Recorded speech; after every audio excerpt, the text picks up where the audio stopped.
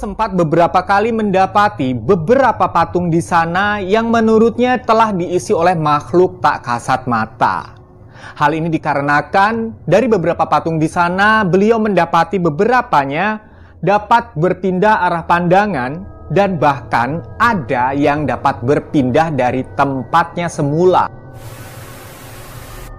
Halo, assalamualaikum warahmatullahi wabarakatuh. Bertemu lagi dengan saya Satrio Homsin. Terima kasih sudah mau klik video ini dan thank you banget buat kalian yang langsung subscribe. Buat kalian yang baru saja bergabung, saya ucapkan selamat datang. Semoga keselamatan dilimpahkan senantiasa dari Tuhan Yang Maha Esa untuk kalian semua. Oke, kita langsung masuk aja ke kisahnya.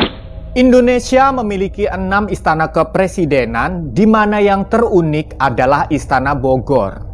Kenapa demikian? Karena di Istana Bogor terdapat rusa-rusa yang didatangkan langsung dari negara Nepal yang dibiarkan berkeliaran di halaman istana.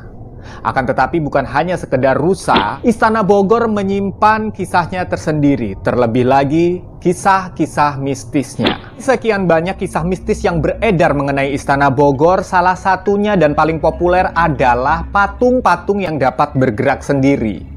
Memang di Istana Bogor terdapat banyak sekali patung karya dari para seniman, baik itu seniman dalam negeri maupun luar negeri. Kurang lebihnya jumlah patung itu 360 buah patung yang disebar di halaman maupun di dalam istana. Menurut kesaksian petugas kebersihan dan penjaga istana, beliau sempat beberapa kali mendapati beberapa patung di sana yang menurutnya telah diisi oleh makhluk tak kasat mata.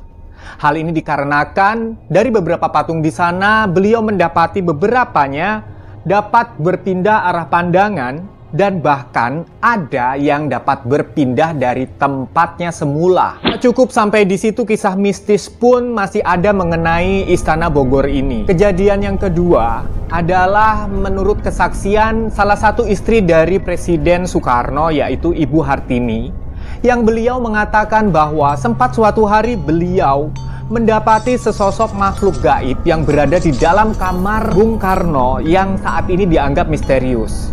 Dan kala itu Ibu Hartini dapat melihat penampakan sosok tak kasat mata tersebut di dalam kamar. Bahkan ada pada suatu hari beliau mendapati ada sesosok tamu gaib yang datang ke dalam kamar Soekarno dengan cara menembus pintu.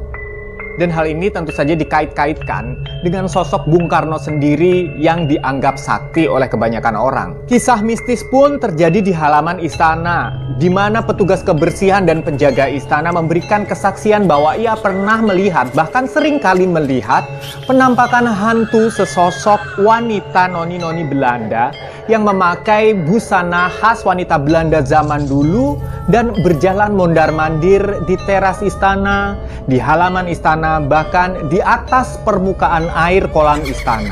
Dan yang lebih mencengangkan lagi, kesaksian tersebut juga dibenarkan oleh pedagang-pedagang yang berjualan di sekitar Istana Bogor, di mana penampakan hantu noni Belanda tersebut sering menampakkan diri dengan gaun berwarna merah dan membawa payung. Ular raksasa di Danau Gunting merupakan salah satu penampakan yang sangat populer dan diceritakan menurut kesaksian dari beberapa saksi mata di sana. Beberapa orang pemancing di sana sering mendapati penampakan sesosok ular raksasa di Danau Gunting. Danau ini sebenarnya kalau siang itu nggak menakutkan, kalau siang itu indah banget dan sangat asri. Dan memang banyak sekali pemancing-pemancing yang memancing di atas danau tersebut, di tepian danau tersebut. Pada siang hari tidak pernah terjadi hal-hal ganjil. Akan tetapi jika mereka memancing di malam hari, banyak sekali di antara pemancing-pemancing tersebut yang sering dinampaki oleh penampakan sesosok ular raksasa di atas Danau Gunting. Fenomena mistis tak berhenti sampai di situ, dan ternyata di dalam komplek Istana Bogor terdapat komplek pemakaman tua. Salah satu di antaranya adalah makam dari Ratu Galuh. Ratu Galuh sendiri adalah istri dari Prabu Siliwangi.